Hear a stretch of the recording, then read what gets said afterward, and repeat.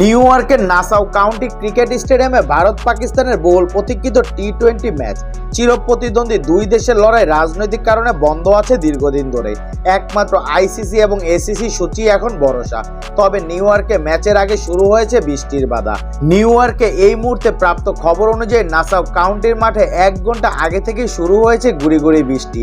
সময়ের সঙ্গে সঙ্গে সেই বৃষ্টির বেগ বেড়েছে বলে জানা গিয়েছে। পুরো পিচ এখন পর্যন্ত ডেকে রাখা হয়েছে। দুই দলের খেলোয়াড় মাঠে এসেছে আরো 2 ঘন্টা আগে।